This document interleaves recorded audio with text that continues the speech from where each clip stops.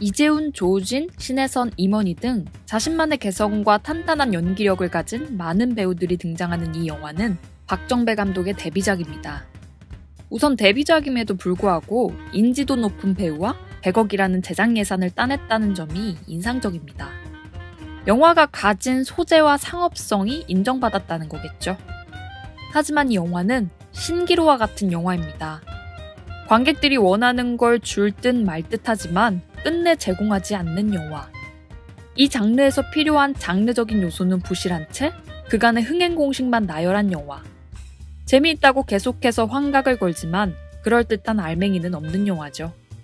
개인적으로 정말 싫어하는 말이지만 이 영화에겐 딱 어울리는 말이 있습니다. 그건 바로 한국 영화 했다라는 거죠. 시종일관 반복되는 개그들, 구조를 무시한 채 발생하는 사건과 끝끝내 집착하는 반전. 위와 같은 말이 어울릴 수밖에 없는 이유겠죠. 크게 봤을 땐 망작까지는 아니라고 생각합니다. 때려박은 흥행 요소들로 최소한의 방어선은 구축했다고 생각하지만 이러한 영화의 반복되는 개봉은 결코 영화 시장의 질적 향상을 일으킬 순 없다고 생각합니다. 영화 제작 기초의 내재적 분석 시작하겠습니다. 박정배 감독의 도굴입니다. 암살, 도둑들, 타짜 등 연출한 모든 영화를 성공시킨 최동훈 감독은 대중영화에 있어선 정점이라는 말이 아깝지 않은 감독입니다. 그리고 그의 영화적 영향력은 충무로의 많은 감독에게 뿌리를 뻗치고 있죠. 이 영화를 봤을 때 가장 처음으로 떠오르는 생각 또한 비슷했습니다. 아, 최동훈 영화 같다. 최동훈이 찍었으면 재미있었겠다. 와 같은 거죠. 이 영화는 타짜의 캐릭터에 도둑들의 사건을 묶어둔 것과 같은 영화입니다. 그것도 굉장히 어설프게 말이죠. 뭔가 여유롭고 허당처럼 보이지만 강단 있는 남자 주인공. 담배를 피우는 치밀한 미인 설계사. 주인공의 목숨을 구해주는 생명의 은인이자 멘토. 마지막으로 개그를 담당하는 말 많은 친구까지. 그리고 이들이 모여 어떠한 물건을 훔치는 전형적인 케이퍼 무비죠. 사실 이런 것들은 많은 영화들이 사용하는 클리셰며 이것을 적극적으로 사용한다는 것이 문제라고는 생각하지 않습니다. 또 위에 같은 캐릭터 설정 또한 최동훈 감독이 개발한 것도 아니에요. 그 또한 적절하게 차용하고 녹여낸 거죠. 하지만 14년이 지났음에도 어떠한 변주 없이 그대로 사용된다는 것은 문제가 있다고 생각합니다. 몇 년간 유사한 캐릭터들이 찍어내듯이 반복되다 보니 인물들의 행동과 그들을 컨트롤하는 감독의 선택이 불보듯 뻔합니다. 이러한 캐릭터는 이래왔으니까 이야기는 이렇게 되겠지. 이러한 위기가 오고 나면 이러한 해결이 오겠지. 도굴이라는 신선한 소재를 가져왔음에도 지나친 기시감이 드는 건 이 영화의 가장 큰 약점이라 생각합니다. 그리고 그 느껴지는 기시감이 재미있는 기시감이 아니라 재미가 없던, 실패해왔던 영화의 반복이라는 것도 문제가 되겠죠. 기시감이 들지만 재미가 없는 영화들은 대체로 레퍼런스로 잡은 영화들을 제대로 베끼지 못하고 있습니다.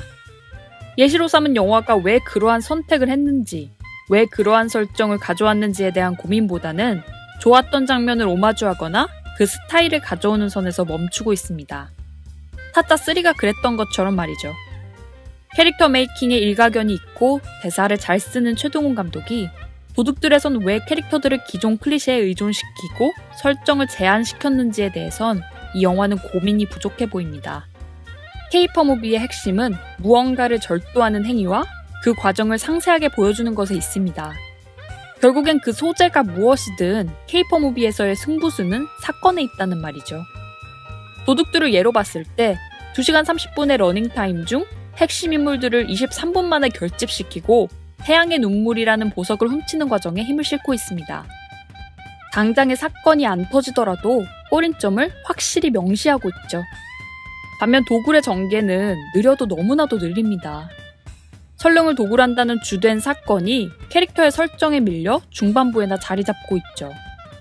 동굴을 설명하기 위해 석탑 도굴 에피소드 하나, 존스를 설명하기 위해 중국 도굴 에피소드 하나, 그리고 이 인물들과 나머지 인물의 매력을 부여하기 위해 현자처럼 뱉어대는 멋들어진 대사와 개그를 남발하고 있습니다. 주된 사건이 진행되기도 전에 말이죠.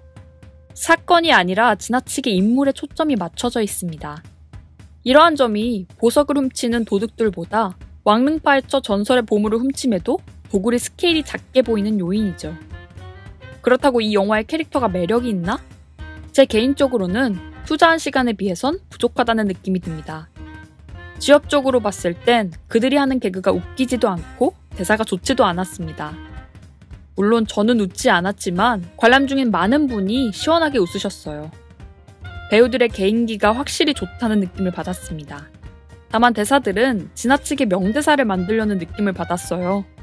이렇게 하면 멋있겠지? 라고 잔뜩 힘이 들어간 대사들이죠. 곽철용 선생님을 봤을 때 마포대교는 무너졌냐 이 새끼야? 묻고 더블로 가. 와 같은 명대사들은 멋진 말이기보다는 그 상황에서 정말 그렇게 말할 수 있는 현실에 가까운 대사였다고 생각합니다. 사실감이 느껴지죠. 반면 대한민국에서 내 집 마련의 꿈을 이룰 수 없다는 걸 알게 된 순간부터 라는 강동구의 대사는 저런 생각은 가질 수 있어도 저런 말을 실제로 할까? 라는 생각이 듭니다. 물론 타짜에서도 싸늘하다. 가슴에 비수가 날아와 꽂힌다. 와 같이 힘이 잔뜩 들어간 대사가 있습니다. 하지만 그러한 대사는 항상 영화적 순간을 만들어두고 사용합니다. 아기와의 1대1 매치, 벼랑 끝에 몰린 승부사의 승부처. 극적인 순간, 극적인 효과를 더하는 장치로 존재하죠. 반면 힘이 든 대사가 반복되는 도굴은 정작 명대사가 있어야 할 중요한 장면에 그 힘을 잃어버립니다. 기억도 안 나요. 앞서서 너무 매운맛들만 가득하니 뒤에 오는 모든 맛들이 밍밍해져 버리는 거죠. 도굴의 아쉬움은 영화의 마지막 10분을 보며 더욱 커졌습니다.